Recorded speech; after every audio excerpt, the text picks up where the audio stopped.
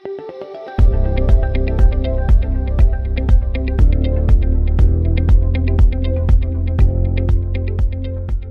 next, and certainly last but not least, we're going to be talking about guiding the customer journey and driving leads. So guiding the customer journey appropriately is what's going to ultimately help you to drive those users to actually become an opportunity, to actually convert and reach out, or you know what I mean, reach out for any sort of quote, contact, question, whatever it might be. But we want to make sure, like I said, that we are guiding their journey. It's easy for them to use the site and navigate around to ultimately reach out to you and hopefully become a partner of yours. So first we want to consider how we can guide these users to becoming leads through site structure framework. So some advice I would give when thinking about your site structure and the user and how you can guide them is going to be obviously taking the time to map out your site hierarchy, understanding what your main pages should be with the user in mind, thinking about what pages you want the users to go to right from the home page, what supportive pages there are for each of those main pages. And on top of that, how do you want to guide the user to reach out to you? Is it going to be a simple contact form? Is it going to be some sort of other CTA, pricing quotes, things like that? And if so, is it going to pop up page to page? Is it going to be within the navigation and lead to a particular landing conversion page? These are definitely things you want to consider. So in order to guide the consumer journey, you want to use this mapping process. It's very important because ultimately how you show the user how to navigate your site is going to make or break them becoming an actual opportunity. And another important thing to know is a good site structure mapped out correctly can mean better crawling from your search engines as well.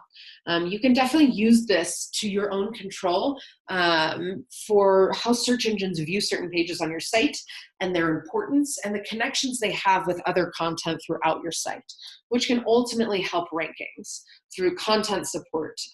Search engines are very intuitive about this and how you connect each page.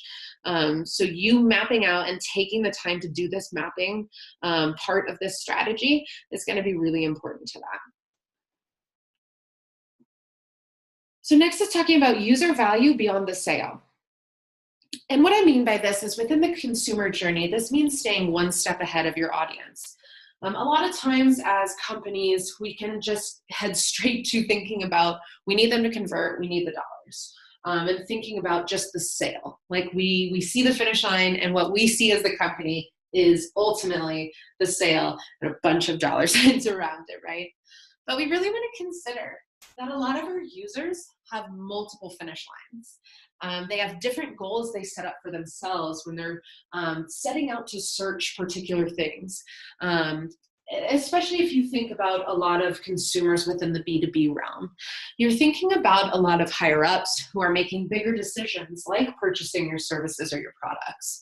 And a lot of times that can mean a heftier bill they're footing. So you do want to think about that they take their time. A lot of these companies don't have the ability to flip a switch and pay for your services or products right away. They really have to state their case to even higher ups than them.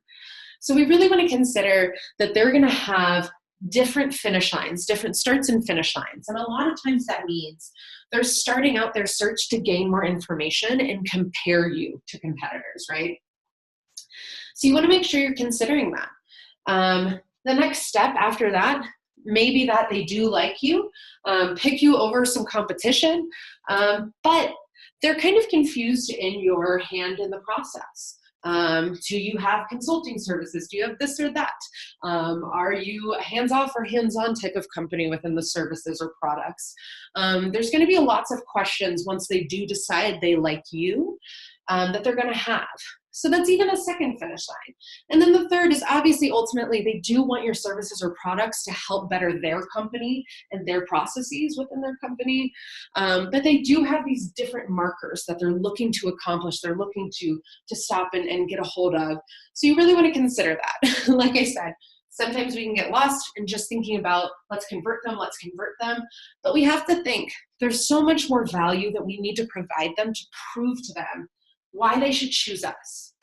So that means providing those answers to the questions on the site already. Thinking about universal friendliness and those users that are on the go. You're making your first impression on a mobile device, or even just those users who may be on a desktop, but again, are hopping from meeting to meeting. So we really want to convince them that we have everything they need in one place. If they have a question about a service, if they have a question about an industry term, some jargon they haven't heard before, we can thoroughly answer it and make them understand why that's utilized. We provide them with guides and breakdowns and resources to help them understand the industry, understand what your service and product can do to help better their company and their services and products. So it's very important that we provide that education and information, because there are going to be other companies and sites out there that will do that for them. So why should a user go with you if another site offers them so much more than just the sale? And lastly, how we consider ease of use to guide the customer journey.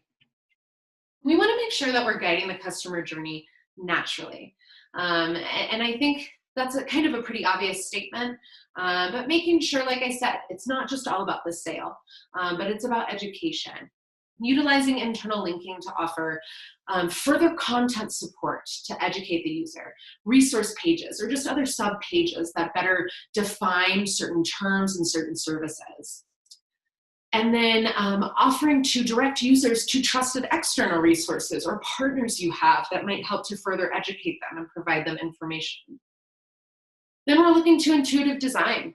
So like I said, making sure that your CTAs and anything you're wanting to offer, any sort of intuitive functionalities you're wanting to offer, it's obvious to the user that they can play with those designs. They can click on those designs, hover, whatever it might be, through different design elements, highlighting, shading, any sort of call out boxes, things like that. We really want to make sure we're utilizing that to get our users active on our site. And then adaptability for users on the go. So like I said, making sure your site is mobile and ensuring it's a good first impression to your users on alternative devices. This is all super important to the user journey, as your first touch might not be on desktop any longer. You might start to notice your first touch is more so from the mobile version of your site, from a very, very busy person on the go, who's going to ultimately be the decision maker of if they choose you for your services or your products.